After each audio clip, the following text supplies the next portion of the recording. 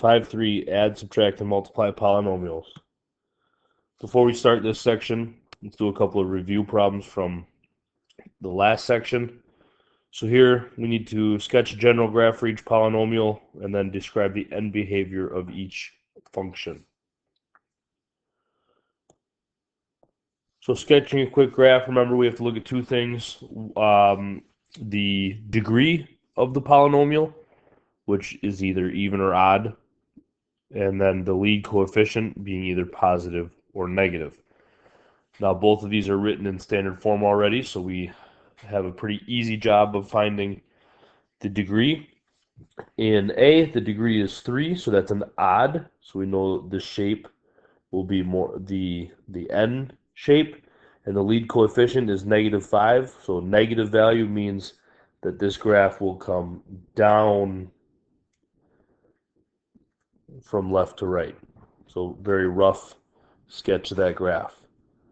So now writing the end behavior, what is the graph doing? So f of x is approaching what as x is approaching positive infinity?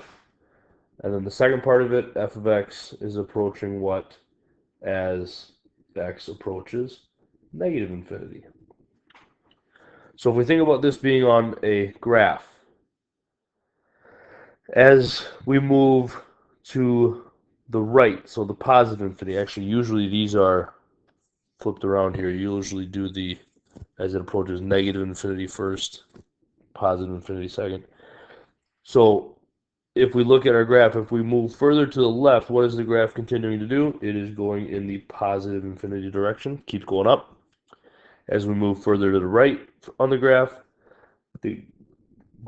keeps going down, so that would be negative infinity. So then for B, we have a real quick sketch here. We have an even degree. This is fourth degree or quartic, and a +2 lead coefficient. So positive means that this graph would open up something like this. So then our end behavior, f of x, would approach positive infinity as x approaches negative infinity. So as we move left, the graph is going up. And then f of x approaches, again, positive infinity as x approaches positive infinity. As we move to the right, the graph keeps going up.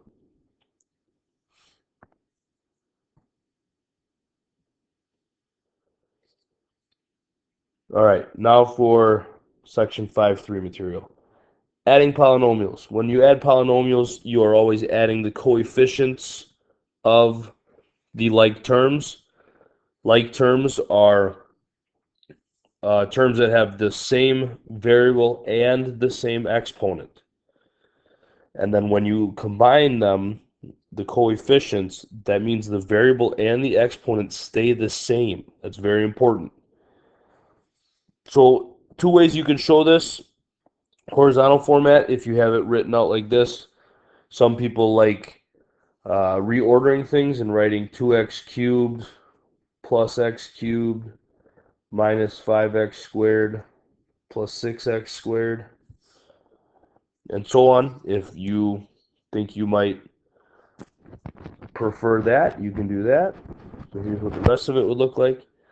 If you can look at that and just add the coefficients of the like terms and immediately go from what you see typed to saying that you have 3x cubed plus x squared plus 3x plus 2, that would be completely fine as well.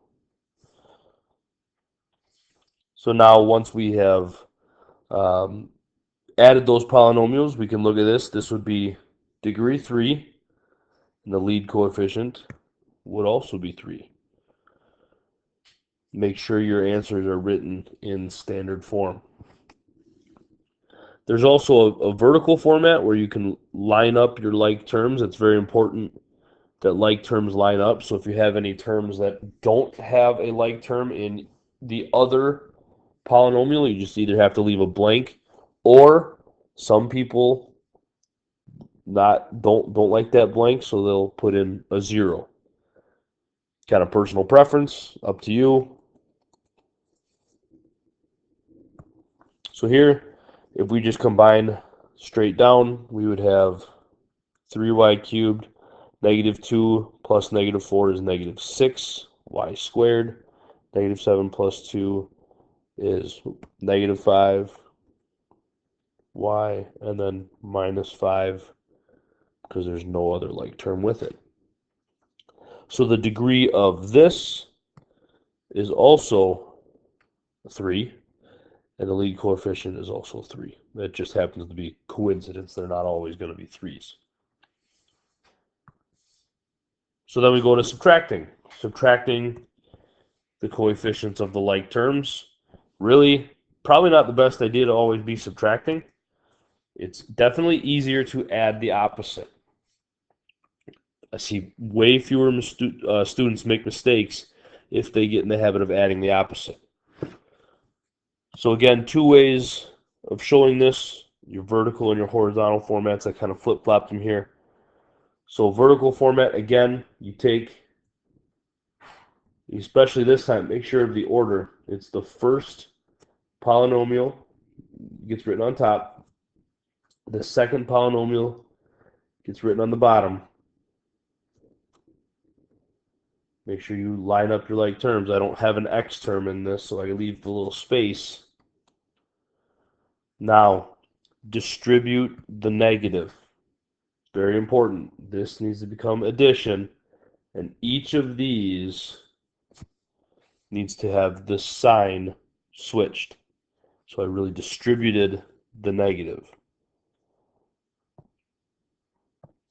So now I can just add like we had before. 8 plus negative 3 is 5. Variable and exponent stay the same. Negative x, negative 1 plus negative 2 is negative 3. Variable and exponent stay the same. Don't have any like term with the negative 5x, so it stays the same. And negative 6. Now, your horizontal way of doing this, again, think of this as distributing your negative. So when you distribute your negative, this becomes an addition problem. And each of these terms is now the opposite of what it was. So then again, we are just adding like we were before. We don't have any z cubed in the first term, so we just have negative z cubed. 4z squared plus negative 5z squared is negative z squared. 9z plus z is positive 10z. And negative 12 plus negative 3 is negative 15.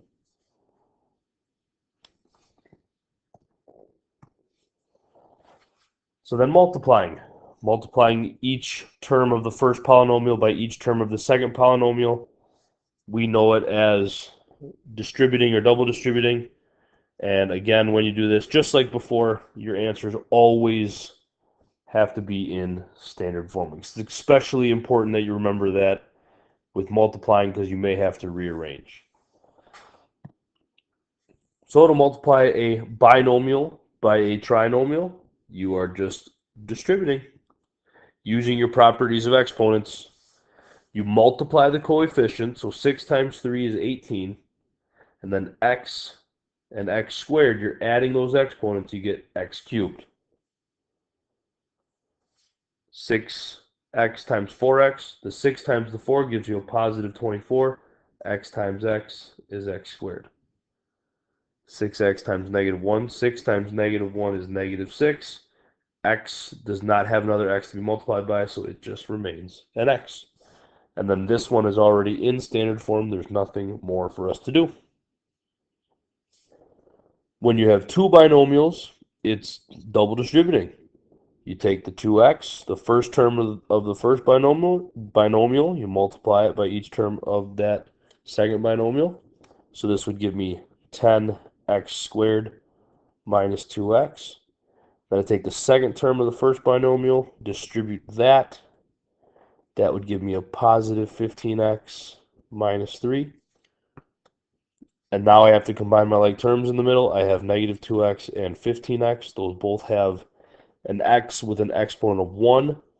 So 10x squared plus 13x minus 3.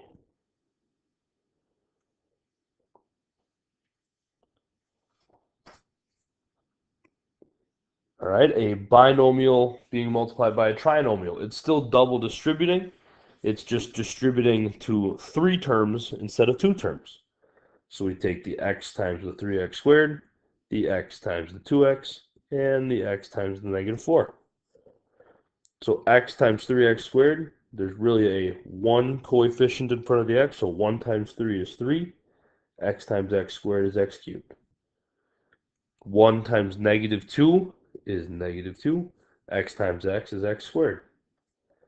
1 times negative 4 is negative 4. And then x with no other x, you just have a single x. Now distribute the negative 3. Make sure you distribute a negative 3, not just a 3. So negative 3 times positive 3x squared is negative 9x squared. Negative 3 times negative 2x is positive 6x. Negative 3 times negative 4 is positive 12. Now you just have to combine your like terms. You've got an x squared and an x squared. You've got an x and an x.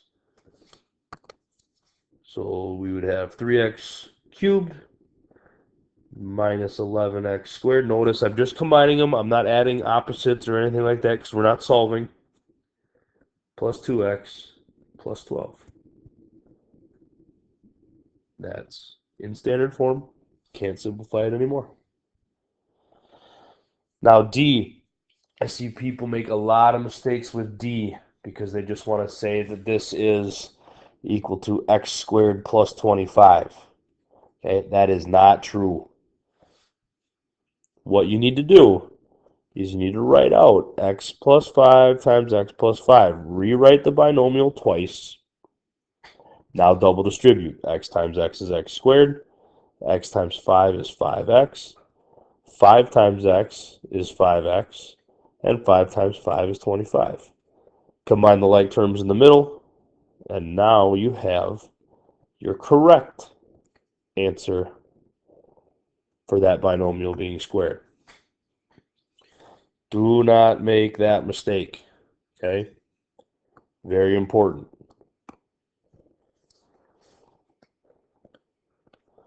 All right, now taking a binomial and cubing it. It's kind of the same concept as what we just did with taking a binomial and squaring it. Whoa. There we go. Sorry about that. Now, what it means to cube something is you just multiplying 3 of them together. So you have x minus 4, x minus 4, and x minus 4.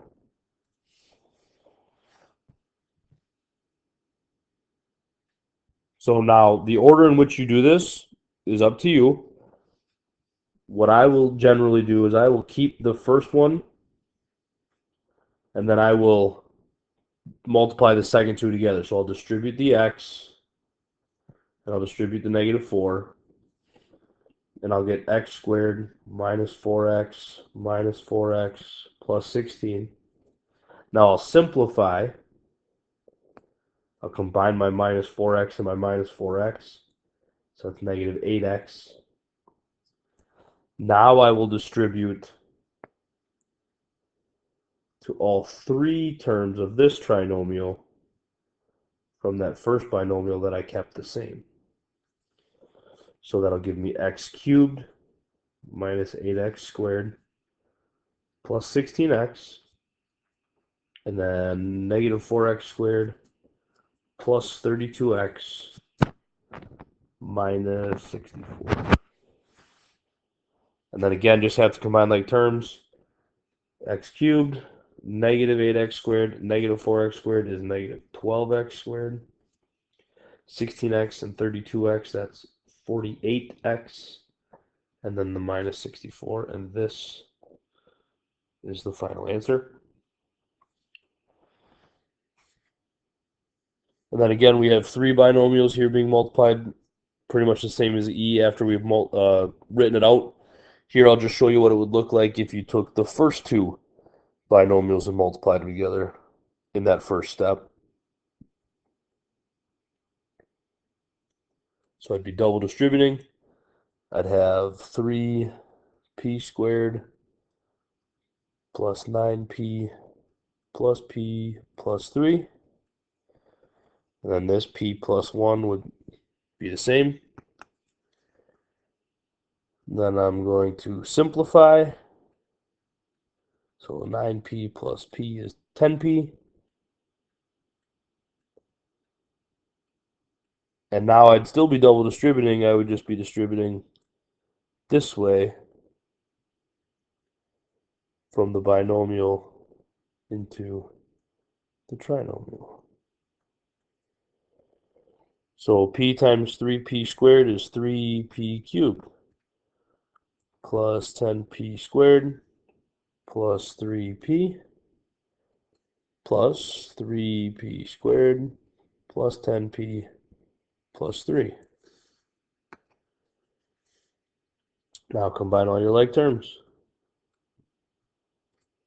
So that would give me 13p squared plus 13p plus 3.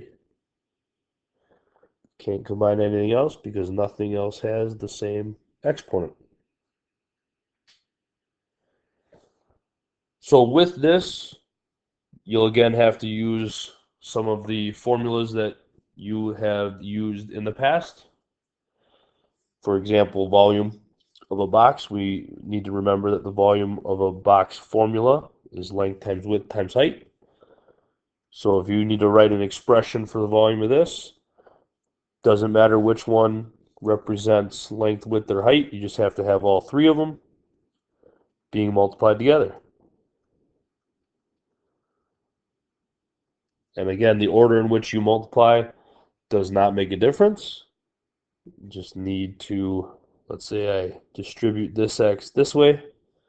This would be 2x squared plus x, and that whole thing would still be multiplied by x plus 5. So it's just double distributing now. So 2x cubed plus 10x squared. Now x times x is x squared, and x times 5 is 5x. Last step is make sure you combine your like terms, put things in the correct order for standard form. And there is your expression for volume.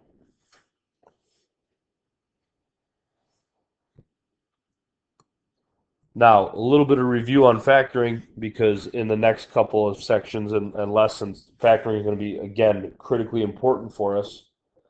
And here we're going to talk about something we hadn't really touched on earlier in the year, factoring when you have the degree, the largest exponent being something other than a 2, and you don't have a GCF to pull out.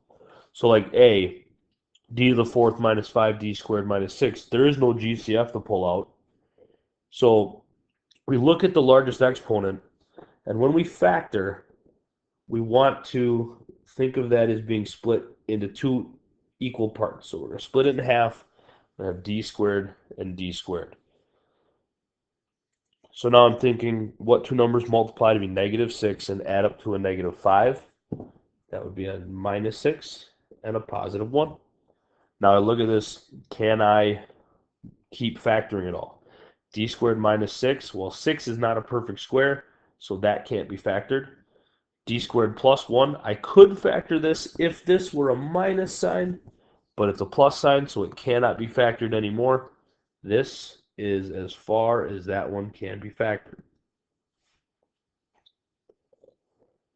For B, hopefully the first thing you recognize is that there is a GCF. It still should always be the first thing you look for. This has a GCF of Z. So if we factor out Z, we would have Z squared minus 6Z minus 72. Now inside the parentheses, we have something we still need to look at and determine if we can keep factoring it. Well, this we can. There's a squared variable, and there are two numbers that multiply together to be negative 72 and add up to negative 6. So we would continue to factor that trinomial into two binomials. Two numbers that multiply to be negative 72 add up to negative 6 are negative 12 and positive 6. Those, neither one can be factored. We don't even have a squared term anymore, so we're done.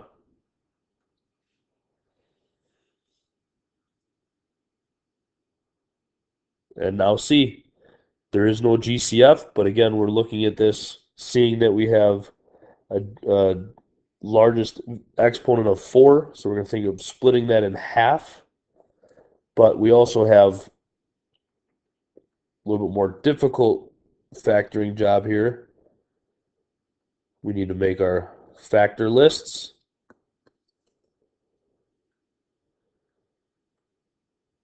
So there we are. Now again, working from the bottom up, just to see if we can find it quicker, we would have d squared and 2d squared from our list from that lead coefficient. And then let's say we picked 5 and 9, working from the bottom up. Quickly do our insides multiplied together, we get 10. Outsides multiplied together, we have 9. Well, we need to get a negative 13 out of that. That's not able to happen. So we know that that combination is not going to work. We can quickly try to flip these around, put the 9 with the d squared and the 5 with the 2d squared. So 9 times 2, that's 18. 1 times 5, that's 5. Can we get a negative 13 out of that? Sure, if 18 is negative and 5 is positive. So top symbol goes with the left, bottom symbol goes with the right. Real quick mental check here. Negative 9 times negative 5 equals this negative 45 in the original, so we know we're okay. Now, can you factor any more? 2d squared plus 5, that can't factor anymore, but this d squared minus 9. I have a perfect square in the first term. That's a 1d squared, and that's an even, so that's important. And I have a 9. So two perfect squares and a minus sign in the middle can always be factored more. So I have the 2d squared plus 5 that we already had. Now, d squared minus 9 would factor to d plus 3 and d minus 3. Because positive 3 and negative 3 multiply to be negative 9 and add up to 0. Make sure you brush up on your factoring. Make sure that is something you are able to do fairly efficiently. It's going to be extremely important as we keep moving forward. So there's your homework. It's also on the chapter schedule for you. Anytime you have left right now, go ahead and get started.